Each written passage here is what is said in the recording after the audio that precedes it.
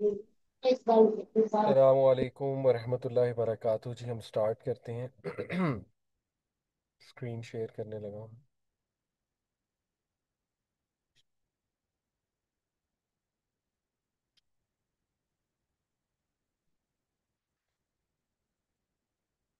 अल्हम्दुलिल्लाहि रब्बिल आलमीन वस्सलातु वस्सलामु अला रसूलिहिल करीम अम्मा बाद। रब्बि शुरह ली सदरी वयस्सिर ली अमरी वहलुल उक़दतम मिन लिसानी यफ़क़हू क़ौली। अल्लाहुम्मा अन्फ़अनी बिमा अल्लमतनी व अल्लिमनी मा यनफ़अनी व ज़िदनी इल्मा। अस्सलामु अलैकुम वरहमतुल्लाहि वबरकातुहू। जज़ाकुमुल्लाहु खैर। आज वैसे तो लास्ट क्लास है, बट मे बी हम एक क्लास और लें कमिंग फ्राइडे। वो मैं इंशाल्लाह बता दूंगा। 50-50 है। अगर तो आज बात ख़त्म हो जाती है तो इंशाल्लाह आज ही वाइंड अप करेंगे। ज़रूरत पड़ी तो एक क्लास इसलिए भी मैं ले सकता हूँ क्योंकि एक क्लास हमारी मिसिंग है। जज़ाकुमुल्लाह खैर। आज वैसे आखिरी चैप्टर का मुतालिया करेंगे, और आखिरी चैप्टर चैप्टर 7 इस किताब का है प्रिकॉशंस के बारे में, यानी एहतियात। क्या क्या एहतियात एक तालिब इल्म को लेनी चाहिए। अब तक हमने औसाफ के बारे में बात की, एक तालिब इल्म में क्या सिफात होनी चाहिए, और हमने बात की कि एक तालिब इल्म को क्या आदाब दिखाने चाहिए इल्म हासिल करने के हवाले से। जैसे कि उस्ताद से इल्म हासिल करना है तो क्या आदाब होने चाहिए, उस्ताद की बात सुनना, उस्ताद की इज्जत करना, उस्ताद के तजर्बे से फ़ायदा उठाना, और उस्ताद होना क्यों चाहिए, पहली बात इस पर हमने बात की। फिर हमने सफ़र पर बात की कि सफ़र क्यों करना चाहिए एक तालिब इल्म को, उर्दू वाला सफ़र, इंग्लिश वाला नहीं, कि उसको ट्रैवल क्यों करना चाहिए। और फिर हमने इस पर बात की कि एक तालिब इल्म जो है वो तबलीग कैसे करे, दावत के आदाब, जब वो दावत का काम शुरू करे तो उसमें वो क्या आदाब दिखाए। और अब हम इंशाल्लाह आखिरी जो चैप्टर है इसमें बात करने वाले हैं प्रिकॉशंस के ऊपर, कि क्या एहतियाती तदाबीर या क्या एहतियात बरतनी चाहिए एक तालिब इल्म को। तो बहुत मुफीद पॉइंट्स हैं, इंशाल्लाह आपको बड़ा फ़ायदा होगा, तज़किया भी होगा। तो सबसे पहले ये दो जो हैं ये हमने गालिबन पिछली क्लास में भी डिस्कस किए थे, रिवाइज करते हैं। फॉल्स होप्स, झूठी उम्मीदें, गलत उम्मीदें। ऑथर कहते हैं beware of false hopes and among them is to claim to have knowledge in something that you have no knowledge of. तो वो ये कहते हैं कि अगर आप ये क्लेम करने लग जाएंगे कि मुझे एक चीज का बड़ा इल्म है, तो आपके और इल्म के दरमियान एक बड़ा थिक कर्टन आ जाएगा, एक बहुत ही थिक पर्दा आ जाएगा, और फिर वो हटना बड़ा मुश्किल होगा, और आप अंधे हो जाएंगे, और आप एक झूठी उम्मीद के साथ जिंदगी गुजारने लगेंगे। जैसे कुछ लोग अपने बारे में बड़े खुश फहम होते हैं, और खुशफहमी शैतान का एक वसवसा है, याद रखें। और ये इस किस्म का वसवसा होता है कि इंसान को पता भी नहीं लगता। इसलिए अपना तज़किया करते रहना। सबसे पहले इस बात का ख्याल रखा जाए कि कहीं मैं किसी खुशफहमी में मुब्तला तो नहीं, कहीं मैं ये तो नहीं समझता, ये तो नहीं समझती कि मुझे बड़ी चीजें पता है, या मुझे वो चीज पता है जो किसी को नहीं पता, या एक चीज के बारे में क्लेम करना कि मुझे पता है लेकिन असल में मुझे पता ही नहीं। तो ये पहली एहतियाती तदबीर है, और पहली एहतियात है जो एक तालिब इल्म को डेफिनेटली शो करनी चाहिए। दूसरी एहतियात उन्होंने कही, बिवेयर ऑफ अबू शिब्र। ये एक अरेबिक में आप कह लीजिए एक बात की जाती है, एक सॉरी, अरेबिक की टर्म है, एक इस्तिलाह है अरेबिक की, अबू शिब्र, जिससे मुराद है the father of a span. Span कहते हैं द लेंथ ऑफ समथिंग, या किसी चीज की लेंथ को मेजर करना। जैसे कहते हैं ना वन हैंड स्पैन, ये चीज वन हैंड स्पैन की है, यानी एक हाथ इसकी लंबाई है।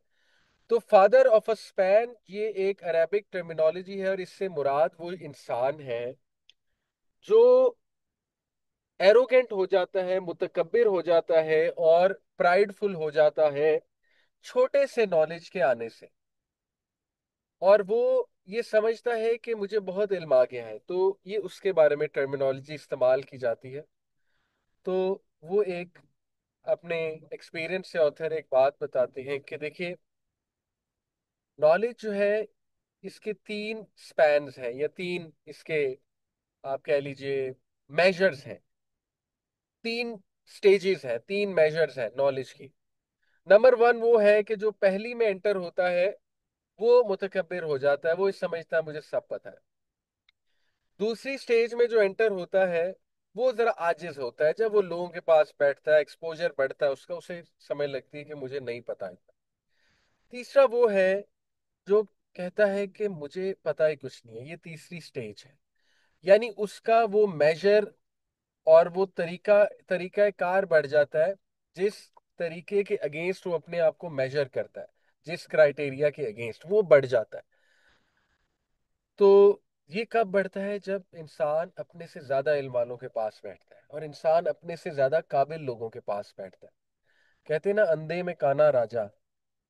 तो देखिए, इंसान को जो है वो अपने से बेहतर लोगों में भी बैठना चाहिए, ताकि जो है ना उसे पता लगे कि मेरे अंदर कमियां हैं और मुझे और सीखना है। ये है दूसरी प्रिकॉशन। तीसरी प्रिकॉशन वो कहते हैं becoming manifest before becoming qualified. क्या मुराद? कि जाहिर हो जाना इससे पहले कि आप क्वालिफाइड हैं। और ये गलती बहुत से लोगों से होती है, स्पेशली जो आज सोशल मीडिया पे दावत का काम शुरू करते हैं।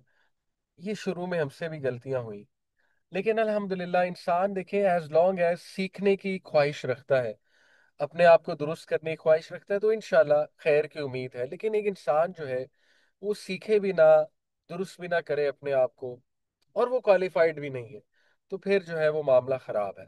तो इसलिए बहुत जल्दी जाहिर हो जाना, और आप क्वालिफाइड ही नहीं है एक काम करने के, तो यकीन करें आप खैर से ज्यादा शर फैला देंगे। ठीक है? तो ये प्रिकॉशन देखिए कि अपने आप को तैयार कीजिए पहले। मैं आपको बताऊं, एज अ पब्लिक स्पीकर, और मैं अपने आप को बिल्कुल भी आलिम नहीं कहता ना हूँ, सच बात भी है इसमें कोई, कुछ लोग मुरवतन कहते हैं ना, जैसे बड़े बड़े उलमा होते हैं वो कहते हैं मैं कोई आलिम नहीं हूँ, तो वो होते तो आलिम है लेकिन उनकी आजिज़ी होती है। लेकिन मैं आपको सच कह रहा हूँ, मैं तो आलिम हूँ भी नहीं, ठीक है, और बस मैं एक स्टूडेंट ऑफ नॉलेज हूँ। तो कभी भी अपने बारे में ये सोचना कि मुझे बहुत इल्म है, और जिस चीज़ का इल्म ना हो उसकी बात करने लग जाना सामने आकर, इससे आप नुकसान ज्यादा करेंगे लोगों का, बजाय कि आप जो है किसी को नफा दें, क्योंकि हो सकता है आपसे कोई गलत बात जो है वो आगे फैल जाए। ठीक है? तो इस बात का ख्याल रखना, लेकिन इस बात से इतना भी डिस्करेज ना हो जाना कि आप बंदा खामोश ही हो जाए, उसको जो बात पता है वो भी ना बताए, या बिल्कुल ही जाहिर ना हो, वो भी मुनासिब नहीं है। ठीक है? जैसे हजरत अब्दुल्ला बिन उमर जब बच्चे थे, बहुत काबिल थे, हजरत उमर के बेटे, उमर अल खत्ताब के बेटे, नबी सल्लल्लाहु अलैहि वसल्लम की बातें सुना करते थे। अक्सर अल्लाह के नबी सवाल पूछा करते थे, अब्दुल्ला बिन उमर को जवाब आता था, वो नहीं बोलते थे। बाद में उसके उनके बाबा पूछते थे कि तुम बोले क्यों नहीं, तो कहते थे कि मैं बड़ों के सामने कैसे बोलूं। तो उन्होंने कहा नहीं, आपको पता है तो आप बोलो। तो इसका ये भी मतलब नहीं कि इंसान जो है बिल्कुल खामोशी इख्तियार कर ले। ठीक है? मैं आपको बार बार एक जुमला कहता हूँ कि इंसान को मुतवाजन रहना चाहिए, इंसान को जो है वो बैलेंस्ड रहना चाहिए। ठीक है ना? इतना इंसान डिस्करेज हो जाए कि वो कोई बात ही ना करे, दावत का काम ही ना करे, ना वो इतना ज्यादा ओवर कॉन्फिडेंट हो जाए कि वो उन मौजुआत पे भी बात करने लगे जो उसकी डोमेन नहीं है, और वो बहुत ज्यादा जाहिर हो जाए। देखिए, ये बिल्कुल गलत।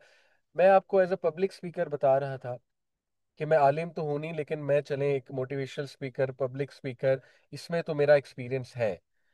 तो मैं आपको बड़ी जिम्मेदारी के साथ बता रहा हूँ कि एक पब्लिक स्पीकर जो दूसरों को कोई भी बात बताता है, चाहे दीन की हो या कोई अच्छी बात, उस पर बहुत जिम्मेदारी है। क्योंकि आपको बहुत से लोग सुन रहे हैं और आपको नहीं पता कि लोग आपकी बात को कैसे ले लें। देखिए, मैं आपको इंजीनियर मोहम्मद अली मिर्जा, उनकी एक बड़ी जबरदस्त केस स्टडी है। वो एक केस स्टडी है, इंजीनियर हमारे साथ। पहली बात, उन्होंने फायदे भी बड़े दिए उम्मत को। देखिए, हमें बैलेंस्ड बात करनी चाहिए। हमें किसी किसी से अगर हमें इख्तलाफ है तो हमें इतना नफरत में नहीं बैठ जाना चाहिए इस इख्तलाफ की वजह से कि हम उसकी अच्छाई भी कैंसिल कर दें। ठीक है ना? तो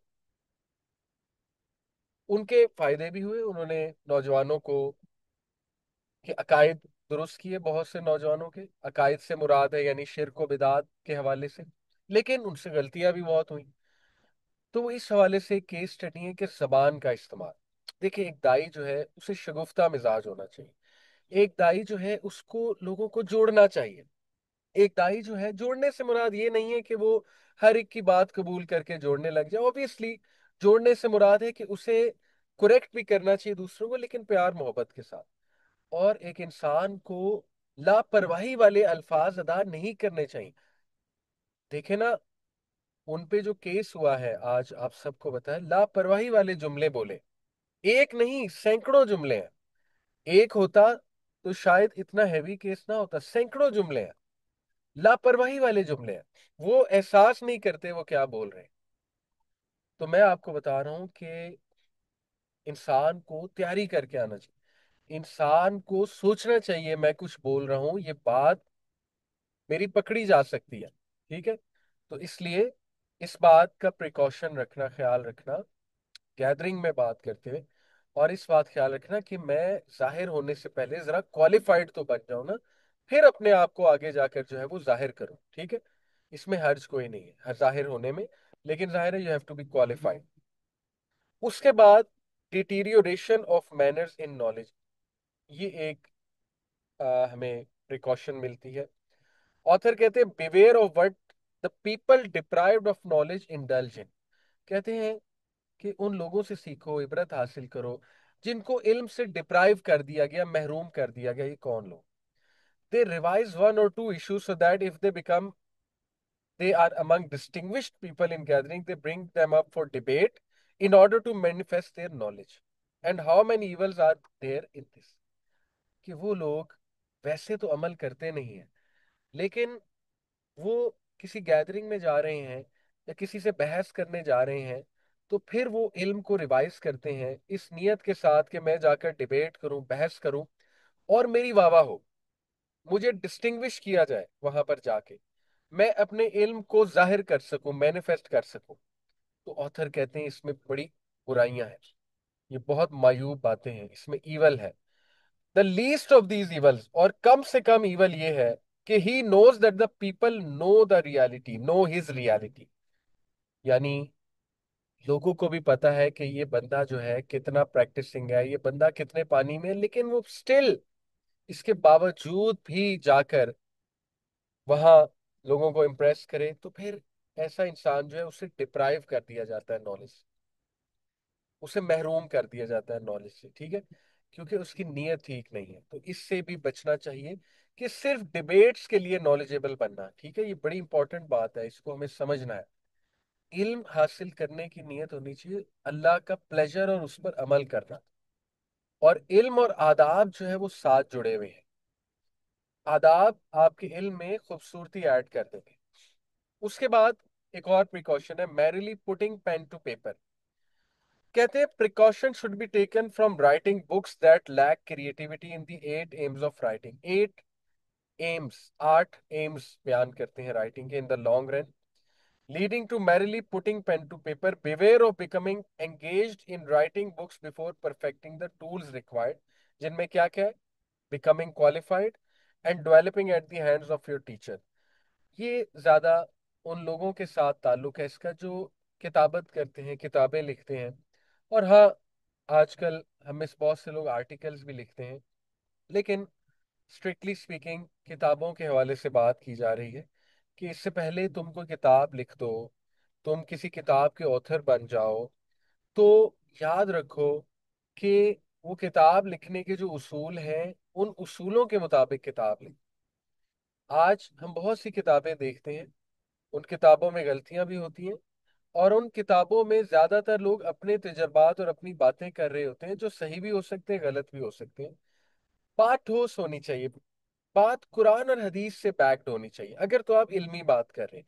हाँ, अगर कोई आप नॉवल लिख रहे हैं वो तो एक अलग बात है, यहाँ पर बात हो रही इल्मी किताब लिखने की, ठीक है। तो उससे उन टूल्स को परफेक्ट करना चाहिए, जो टूल्स किताबत के टूल्स हैं, कि किताब लिखनी जो है वो कैसे चाहिए। आपने पैराग्राफ कैसे बांधना है, आपने टेबल ऑफ कंटेंट्स कैसे लिखने, आपने लॉन्ग कंपाइलेशंस को किस तरह जमा करके बयान करना है अपने अल्फाज में, वगैरह वगैरह। और आपने किस तरह इल्म नाफे बयान करना है अपनी किताब में, इधर उधर की बातें नहीं, इंफॉर्मेशन ना हो सिर्फ just for the sake of information, इल्म नाफे हो उसमें। तो ये एक और प्रिकॉशन है स्टूडेंट ऑफ नॉलेज के लिए। उसके बाद वो कहते हैं your stance on the mistakes of those who preceded you. बहुत जबरदस्त बात है। वो कहते हैं कि अगर तुम्हारी नजर किसी आलिम की गलती पर पड़े, तुमसे पहले जो लोग गुजरे, तालिब इल्म, तलबा, और फिर उलमा जो गुजरे, अगर तुम्हारी किसी गलती में नजर पड़े, then don't become happy with it so that you may use it to degrade it. सुभान अल्लाह। तो खुश ना हो इस बात पे। ये बात याद रखें कि मैंने अपनी जिंदगी में देखा, अब मैं आपको अपना तजर्बा बयान करने लगा। जो इंसान हर वक्त किसी की कोई गलती तलाश करके उसको ताने देता है, यकीन करें उससे भी कोई गलती होती है और लोग उसको ताना देते हैं। ये अल्लाह का एक उसूल है एक किस्म का, कि उस इंसान को जिसे कहते हैं ना कि उसको मजा चखाया जा रहा है, यानी उसी के तरीके का। तो मैंने अक्सर देखा कि लोग सारी उम्र लगा देते हैं किस दूसरों की गलतियां ढूंढने में। फलाने ने ये गलत किया, फलाने ने ये गलत किया, उनका काम ही है। देखिए, एक होता है कि किसी की क्रिटिक करना एक महजब अंदाज में, जैसे मैंने आपके सामने इंजीनियर मोहम्मद अली मिर्जा की क्रिटिक रखी, और मैंने आपको कहा कि उनके फायदे भी हुए उम्मत को, और ये कि हम उनसे नफरत नहीं करते, क्रिटिक है, बस एकेडमिक क्रिटिक है। लेकिन एक होता है कि गलती के पीछे ही पड़ जाना, और उस शख्स की इंसल्ट करना, और उस शख्स को डिग्रेड करना बार बार। देखिए, ये तो जनरल मैनर्स के भी खिलाफ है, आदाब के भी खिलाफ है, ठीक है। हाँ, ऐसा इंसान हो जो कन्फर्म इस्लाम दुश्मन है, सहाबा दुश्मन है, जैसे एक बंदा मुंह से कह रहा है कि हजरत आयशा सिद्दीका जो है वो नाउजुबिल्लाह मुसलमान ही नहीं है, तो फिर वो तो मुस्तहिक है इस चीज का कि उसकी तो गलती भी सामने लाई जाए, उसको तो अच्छा खासा सख्ती भी की जाए उससे। तो जाहिर है वो तो फिर एक अलग मामला है। मैं यहाँ पे बात कर रहा हूँ जो इख्तलाफात हैं हमारे। तो देखिए, कुछ लोग जो है ना वो सारी उम्र दूसरों की गलतियां ढूंढते हैं, और मैंने क्या देखा है मैंने उन लोगों को फेलियर देखा है लाइफ। ट्रस्ट मी, ये मेरी जिंदगी का तजर्बा है। वो खुद कहीं नहीं पहुंचते, क्यों? उनकी सारी जिंदगी दूसरों की गलतियां ढूंढने में लग जाती है, और वो अपने आप को रिफाइन ही नहीं करते। What a loss.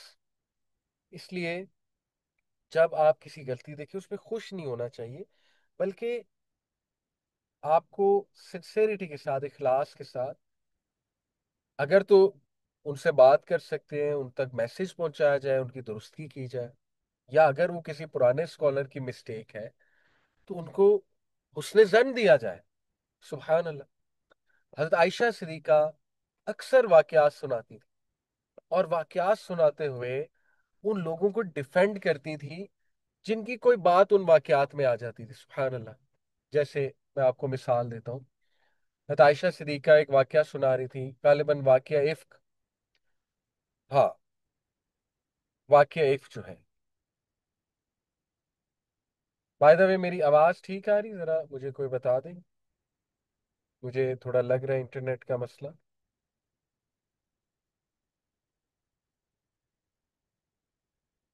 आवाज ठीक है जी मेरी? जी सर, अब ठीक है। आवाज क्लियर नहीं आ रही?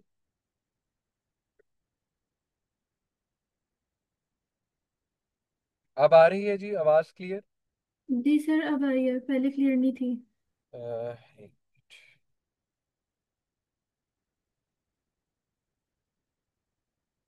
जी अब ठीक है जी। आवाज ठीक है जी अब। जी सर। जी सर अब जजाकल्लाह ठीक खैर। है। तो मैं आपको कह रहा था हज़रत आयशा सिद्दीक़ा जो है वो जो वाक़या इसका आपको पता है, बहुत ही एक मुश्किल आ, वक्त था हज़रत आयशा सिद्दीक़ा रज़ियल्लाहु अन्हा के लिए।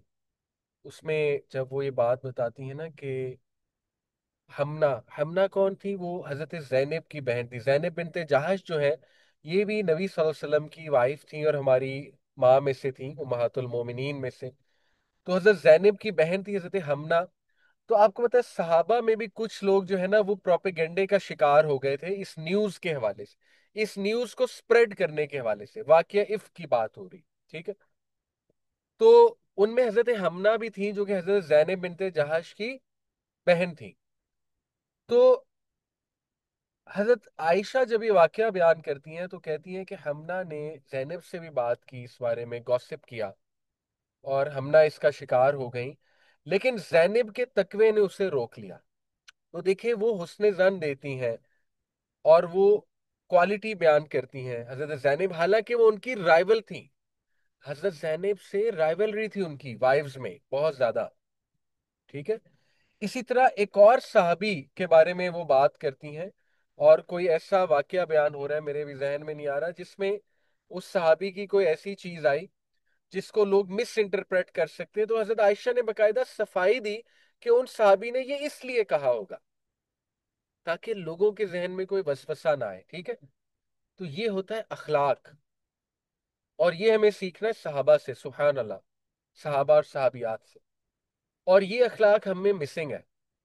हम जब अपने राइवल की, ओपोनेंट की कोई बात करते हैं, हुस्ने जन दूर तक नहीं होता है।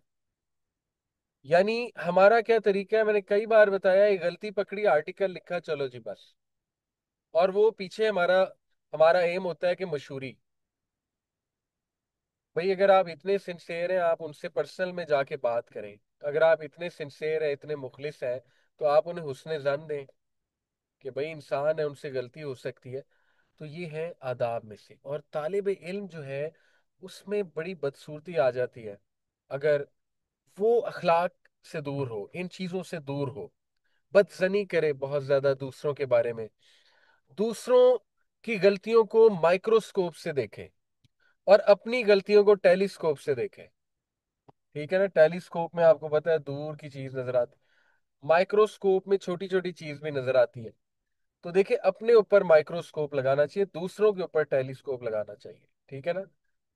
तो ये है एक और प्रिकॉशन जो तालिब इल्म को जो है वो टेक केयर करनी चाहिए।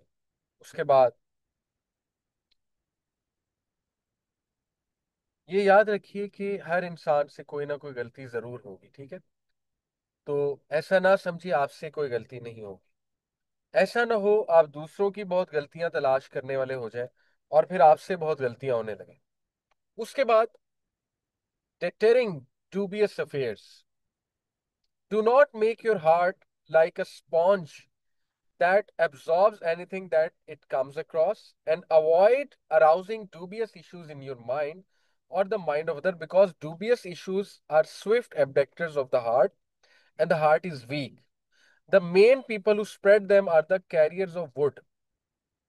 वो कहते हैं डिटर करें डूबियस अफेयर्स को, यानी मशकूक चीजों में पढ़ना, कंट्रोवर्शियल चीजों में पढ़ना, उनसे प्रोटेक्ट करें अपने आप। क्यों? क्योंकि इंसान जब बहुत ज्यादा मशकूक चीजों में जाता है, डूबियस मैटर्स में जाता है, उसके अपने डाउट शुरू हो जाते हैं। और मेरे पास कई मिसालें हैं, कई नौजवान वो एथियस के साथ डिबेट करना शुरू हुए और वो क्वालिफाइड नहीं थे एथियस के साथ डिबेट करने में, धैर्य के साथ। कई लोग मैंने देखे, उन्होंने एक ऐसे इंसान से डिबेट शुरू की जो हदीस का इनकारी है, और वो उससे मुतासिर हो गए डिबेट करते करते, उसके कायल हो गए। क्यों? क्योंकि एक तो क्वालिफाइड नहीं थे उससे डिबेट करने में, दूसरा वो हर वक्त जब उससे बातचीत करते थे तो उनके अपने शुबहात एक्टिव होना शुरू हो गए। देखिए हर कोई इतना स्ट्रांग नहीं होता कि वो डिबेट भी कर सके, जवाब भी दे सके, ठीक है ना, फिर काउंटर भी कर सके। हम वीक हैं, हर कोई इतना स्ट्रांग नहीं होता। आप अपने आप को बचाइए सबसे पहले। ये तालिब इल्म को सीखना चाहिए। कुछ तुलबा होते हैं वो हर जगह जंप कर जाते हैं। चलो जी, अब मैंने इल्म सीख लिया, अब मैं किसी से भी डिबेट कर लूंगा। और क्या होता है, खुदा न खास्ता वो उनके शुबहात और बढ़ जाते हैं, वो मुतासिर हो जाते हैं उन लोगों से। ठीक है, तो डूबियस अफेयर्स को डिटर करें, उनसे दूर रहें, और डूबियस अफेयर्स के पीछे न लगे, मशकूक अफेयर्स के पीछे न लगे। क्यों आपने मशकूक अफेयर्स के पीछे जाना है? देखिए, मुसलमान जो है ना वो प्रैक्टिकल बात पर आता है। ऐसे डिबेट्स में पढ़ना जिससे आपका मतलब क्या, आपको उसका क्या फायदा होगा आपको? जैसे अभी मुझे एक भाई बता रहे थे, वो एक ट्रेनिंग पर थे, और ट्रेनिंग इस बात पे थी कि अल्लाह के नबी सल्लल्लाहु अलैहि वसल्लम की जिंदगी हमारे लिए ज़ाब्ता हयात है। उस पर वो ट्रेनर एक ट्रेनिंग दे रहे थे, कुछ टिप्स दे रहे थे कि कैसे आपने अमल करना है सीरत पर। तो वो एक भाई थे, वो उन्होंने सवाल ये पूछा। जब उन्होंने कहा जी अब सवाल जवाब पूछे मुझसे, सवाल पूछे मैं जवाब देता हूँ, सवाल जवाब की जब नशिस्त हुई, तो उसमें वो कहते हैं कि वो भाई ने सवाल ये पूछा कि मुझे ये बताइए, क्या रसूल अल्लाह सल्लल्लाहु अलैहि वसल्लम गलत हो सकते हैं? देखें क्या अजीब सवाल है। सुभान अल्लाह। भाई इस सवाल के पीछे आपकी आपकी जहनियत क्या, आपकी नीयत क्या है? सुभान अल्लाह। वो कहते कि ट्रेनर ने कहा कि देखें जी, नबी सल्लल्लाहु अलैहि वसल्लम जो बात करते हैं वो वही होती है। उसने कहा अच्छा ये बताइए कि एक बार अल्लाह के नबी सल्लल्लाहु अलैहि वसल्लम ने सहाबा को मशवरा दिया कि आप जो है वो, मेरे ख्याल को इरिगेशन रिलेटेड मशवरा था, कोई खेती बाड़ी रिलेटेड मशवरा था, तो उस मशवरे पे सहाबा ने अमल किया तो वो रिजल्ट नहीं आया। तो फिर नबी ने खुद ही फरमा दिया कि दुनियावी बातों में तुम मुझसे ज्यादा बेहतर जानते हो। तो उसने कहा इसका तो मतलब है कि नबी सल्लल्लाहु अलैहि वसल्लम का मशवरा जो है, देखें उसका जहन कहाँ जा रहा है। सुभान अल्लाह। हालांकि ये एक दुनियावी चीज है ना, अब उसका जहन कहाँ जा रहा है? उसका जहन यहाँ जा रहा है कि देखिए इसका तो मतलब है कि नबी सल्लम गलत चीज बता सकते हैं, अल्लाह माफ करे। देखिए जिसके जहन में शक आ जाए, मैं नहीं कहता उसकी नीयत बुरी होगी, हम नहीं जज करते, लेकिन ये सवाल ऐसा मशकूक है कि दूसरों के माइंड में भी शक आने के चांसेस है। ठीक है ना? और अजीब सवाल है भाई। इस सवाल का क्या ताल्लुक है भाई? आप उनकी बातों पे अमल करो जो दीन से रिलेटेड बातें उन्होंने बताई। वो तो खुद बयान कर दिया अल्लाह के नबी सल्लल्लाहु अलैहि वसल्लम ने कि दुनियावी मामलात में मैंने तुम्हें एक मशवरा दिया था तो तुम बेहतर समझते हो इरिगेशन के मामलात को। तो ठीक है, अब जैसे बिजनेस है, बिजनेसमैन ज्यादा समझते हैं आलिम से ज्यादा। आप आलिम के पास जाएंगे, कहेंगे जी मुझे बताएं जी कि मैं बिजनेस जो है, एक है आप उससे बिजनेस के मसाइल पूछें हराम हलाल रिलेटेड, कि मैं जी ये फलाना बिजनेस करूं कि ना करूं, वो तो वो बता देगा। लेकिन आप आलिम से जाकर पूछें जिसने आज तक बिजनेस ही नहीं किया, कि शेख साहब मुझे ये बताइए कि मुझे कुछ बिजनेस टिप्स दे दीजिए कि मैं अपने इस बिजनेस को ग्रो कैसे करूं। हो सकता है आपको कहें कि बिस्मिल्लाह पढ़ा करो, बरकत की कुछ टिप्स दे दे। लेकिन वो आपको वो टिप्स तो नहीं दे सकते ना जो दुनियावी टिप्स हैं, क्योंकि उन्होंने खुद कभी बिजनेस नहीं किया है। तो ये तो बहुत ज्यादा कॉमन चीज है। अब उसने सवाल क्या पूछ लिया, अब दूसरों के जहन में भी सवाल डाला उसने। ठीक है, तो मैं ये बात कर रहा हूँ कि ऐसे सवालात पूछना जिसका कोई ताल्लुक नहीं है आपकी सेल्वेशन के साथ, निजात के साथ, भाई आप अंडरस्टूड बात है, आप उनकी जो दीन बताया हमारे नबी ने उसमें गलती नहीं हो सकती है, और वो सही बताया, वो सही पहुंचाया हमारे नबी ने। तो हम क्यों बिला वजह ऐसा सवाल रेज करें जिससे शक शुबहात जन्म लेते हैं? तो कुछ तुलबा वो क्रिटिकल थिंकिंग के नाम पे बहुत अजीब सवाल करते हैं, जो ना सवाल अच्छा होता है, सच बात है, ना ही उसकी इम्प्लीकेशन अच्छी होती है, और वो इंतहाई मशकूक सवाल होता है जिससे शक शुबहात और बढ़ने के चांसेस होते हैं। तो अच्छा सवाल पूछना भी एक तालिब इल्म का कमाल है। रिफ्लेक्टिव क्वेश्चंस करना, ठीक है ना? रिफ्लेक्टिव क्वेश्चंस क्या होते हैं? ऐसे सवाल जो बहुत गौर व फिक्र करके किए गए हैं। ठीक है, मिसाल के तौर पे मैं आपको कहूं जी कि एक बंदा, फलाना बंदा जो है ना वो हर वक्त लेट होता है। और फिर मैं इसको बतौर सवाल पेश करूं कि फलाना बंदा हर वक्त क्यों लेट होता है। दोनों में बड़ा फर्क है, ठीक है। ये रिफ्लेक्टिव क्वेश्चन है दूसरा, कि वो क्यों लेट होता है। हम क्यों की बात करते हैं, हम इसकी बात नहीं करते हमेशा लेट होता है, ठीक है। तो ये हिकमत की बातों में से है। एक तालिब इल्म जो है वो अच्छा स्पीकर भी होना चाहिए, और उसकी गुफ्तगू भी अच्छी होनी चाहिए। और वो कैसे सीखेंगे आप? अक्लमंद लोगों में बैठ के, और ऐसा लिटरेचर पढ़ के जो अक्लमंद लोगों की बायोग्राफी है, और वो बात किस तरह किया करते थे, और वो सवाल किस तरह से लिया करते थे या पूछा करते थे। देखें, एक शख्स नबी सल्लल्लाहु अलैहि वसल्लम के पास आया, कहा या रसूल अल्लाह, क़यामत कब आएगी? अल्लाह के नबी सल्लल्लाहु अलैहि वसल्लम ने कहा, तूने क्या किया है क़यामत के लिए? तूने तैयारी क्या की है क़यामत के लिए? कितना खूबसूरत जवाब। ये है एक दानिश्वर, ये है एक दाना इंसान। जो हम जितने अंबिया थे वो बहुत हकीम भी थे, और दानाई की पीक थे। उनकी गुफ्तगू, जैसे अल्लाह के नबी सल्लल्लाहु अलैहि वसल्लम ने खुद फरमा दिया कि मुझे अल्लाह सुब्हानहू व तआला ने एलोक्वेंस दी है, स्पीच में एलोक्वेंस दी है। एलोक्वेंस कहते हैं बहुत खूबसूरत स्पीच, और बहुत तसलसल वाली स्पीच, और बहुत ही जामे स्पीच, और हिकमत पर मबनी जो है वो स्पीच, ठीक है। ये हमारे नबी ने फरमा दिया अपने बारे में, और तमाम अंबिया का यही मामला था। तो हमें अंबिया की स्पीच से सीखना है। सुभान अल्लाह। मूसा अलैहिस्सलाम, फिरौन ने पूछा, मूसा ये बता कि जो गुजर गए उनका क्या? अब मजमा लगा हुआ है, फिरौन फंसा रहा था मूसा अलैहिस्सलाम को, कि ये कहेगा वो सब तो जहन्नम में गए, मतलब उसने ये एक्सपेक्ट किया था ना कि वो सब काफिर थे। तो उसने एक ट्रिक सवाल, ट्रिक क्वेश्चन दिया मूसा अलैहिस्सलाम को, कि जरा बता ना, ये जो तू कह रहा है कि तेरा खुदा असल खुदा है, तो वो जो मर गए तेरे खुदा को माने बगैर, उनका क्या? क्या खूबसूरत जवाब था। मूसा अलैहिस्सलाम, जो कि बहुत ही हकीम नबी भी थे, और जाहिर है कि बहुत ही आ, आप कह लीजिए दबंग किस्म के इंसान भी थे। उन्होंने कहा कि मेरा रब बेहतर जानता है। सुभान अल्लाह, क्या जवाब दिया, कि वो मेरे रब को पता है उनका मामला, मेरा रब बेहतर जानता है। जो गुजर गए सो गुजर गए, हम प्रेजेंट की बात करते हैं। तो देखिए, हिकमत के साथ जवाब देना, और लोगों की साइकी के मुताबिक जवाब देना, सिचुएशन के मुताबिक जवाब देना, ये भी तालिब इल्म को सीखना चाहिए। बात थोड़ी सी कहीं और चली गई।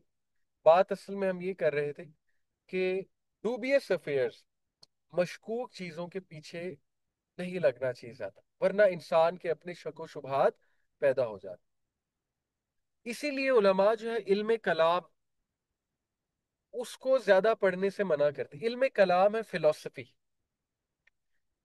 देखिए, फिलोसफर जो है ना वो अजीबो गरीब बातें करते हैं, यानी ऐसी बातें जो प्रैक्टिकल भी नहीं है ना, आपकी निजात से कोई ताल्लुक है ना, आखिरत से कोई ताल्लुक है ना, जिंदगी में कोई उसका फायदा है, कोई प्रैक्टिकल उसका उसकी इम्प्लीमेंटेशन है, ठीक है ना। अजीबो गरीब चीजों के पीछे लगना। जैसे एक डिबेट बहुत मशहूर आपने सुनी, बाइजेंटाइन डिबेट जिसे कहते हैं, कि एक बहुत मशहूर वाकया है ना, कि फलानी कौम थी बाइजेंटाइन, जो रोमन्स, रूमी, बाइजेंटाइंस तो ईस्टर्न रोमन एम्पायर था, उनके बॉर्डर पे दुश्मन खड़े हुए हैं। और वो उनके जो उस दौर के उलमा थे वो डिबेट क्या कर रहे थे, कि सुई में से ऊंट गुजर सकता है कि नहीं गुजर सकता है। बड़ा मशहूर वाकया, आपने सुना हुआ है। भाई बंदा पूछे कि अगर गुजर सकता है नहीं गुजर सकता है, इससे तुम्हारा क्या ताल्लुक है, इससे तुम्हारा क्या फायदा हो रहा है? तो ऐसी चीजें, ऐसी ये डिबेट्स आपको मिलेंगी ऐसी अजीब। सवाल ये कि क्या अल्लाह ऐसा पत्थर बना सकता है जो अल्लाह भी ना उठा सके? व्हाट नॉनसेंस इज दिस, यानी आपको क्या मिलेगा ये सवाल का जवाब जान के? तो भाई अल्लाह आपका रब है, अल्लाह ताला ने आपका हिसाब किताब लेना है, आप अपने हिसाब किताब की तैयारी करें।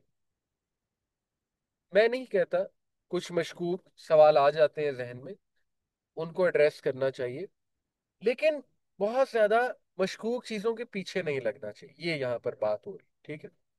तो उसके बाद ऑथर कहते हैं beware of grammatical errors in Arabic.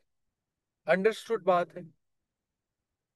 Arabic आयात पढ़ते हैं हम, हदीस पढ़ते हैं, अरेबिक की इबारत को ही लिखते हैं, और या जाहिर है कुरान मजीद पढ़ते हैं। तो तालिब इल्म जो है इसको ग्रामेटिकल एरर्स का बहुत ज्यादा ख्याल रखना चाहिए। अंडरस्टूड सी जो है वो बात है, ठीक है।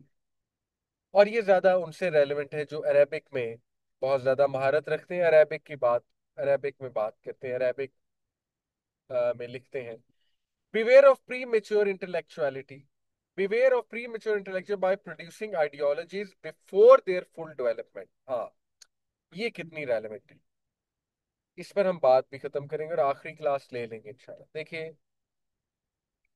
बहुत से लोग एक ऐसी बात कर देते हैं जो बात में गलत प्रूव हो जाती है, और वो अभी सही से प्रूव भी नहीं हुई होती। जैसे आज बहुत से लोग कुरान में से साइंस की ऐसी बातें निकाल देते हैं जो अभी साइंस ने भी सही से प्रूव नहीं की है, जो सूडो साइंस है। सूडो साइंस कहते हैं यानी कि फिक्शनल साइंस। तो ये है प्री मेच्योर इंटेलेक्चुअलिटी। इतने इंटेलेक्चुअल ना बने कि कल को आपका इंटेलेक्चुअल पन जो है वो गिर जाए, वो सारा का सारा जो है ब्रेक हो जाए, बबल बर्स्ट हो जाए। तो पहले एक चीज को फुली डेवलप होने दे, फिर बात करें। हाँ, आप फुली डेवलप्ड साइंटिफिक फैक्ट्स बताएं कुरान से। जैसे वाटर साइकिल एक फुली डेवलप्ड फैक्ट है, तो आप ये बताएं कि कुरान में हाँ वाटर साइकिल की बात हुई है, लेकिन क्वांटम मैकेनिक्स अभी डेवलप हो रहा है, तो क्वांटम मैकेनिक्स की इतनी चीजें आप ना निकालें फिलहाल, या निकालनी है तो कम से कम एक डिस्क्लेमर दे दें कि देखें ये हो सकता है। तो ये यहाँ पर हम बात खत्म करते हैं। किसी कोई सवाल है तो 2 मिनट है, इंशाल्लाह क्विकली सवाल पूछ सकते हैं, और हम एक क्लास और करेंगे इंशाल्लाह। जी, किसी का कोई सवाल? अस्सलाम वालेकुम सर। वालेकुम सलाम। जी। सर, जिस तरह जो दावत के उसूल आपने बयान किए, मतलब हमारा दीन हमें नरमी का दर्स देता है, तो ऑब्वियसली आई कम्प्लीटली एग्री, और अल्फाज का चुनाव भी अच्छा होना चाहिए।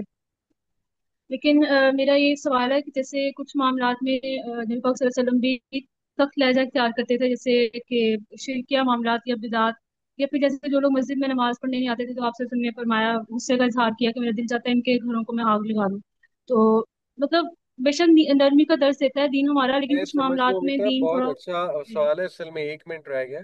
एक तो मैं अगली जी। क्लास में मजीद बयान करूंगा। देखें, एक किताब है करेक्टिंग पीपल्स मिस्टेक, साले अल मुनज्जिद की, ये मैं ग्रुप पे भी शेयर करा देता हूँ। वो लिखते हैं बड़ी खूबसूरत बात कि देखें, ये डिपेंड करता है आपके स्टेटस पे। नबी सल्लल्लाहु अलैहि वसल्लम का एक स्टेटस था। नबी सल्लल्लाहु अलैहि वसल्लम सख्ती से बात कर सकते थे, जैसे एक बाप सख्ती से बात करे और आपका भाई आपसे सख्ती से बात करे, बहुत फर्क है। आपकी माँ आपसे सख्ती से बात करे और आपकी बहन आपसे सख्ती से बात करे, बड़ा फर्क है। अगर आप एक ऐसी जगह है जहां लोग आपको जानते भी नहीं है और आपका स्टेटस भी वाजे नहीं है, वहां आप सख्ती से बात करेंगे, लोग आपको नहीं सुनेंगे। आई होप आपको आंसर मिल गया होगा। नबी सल्लल्लाहु अलैहि वसल्लम का एक स्टेटस था, वो सख्ती से बात कर सकते थे। समझ लगी है? तो इंशाल्लाह नेक्स्ट क्लास में मजीद इसको डिस्कस करें। जी सर, इंशाल्लाह। जज़ाकल्लाह।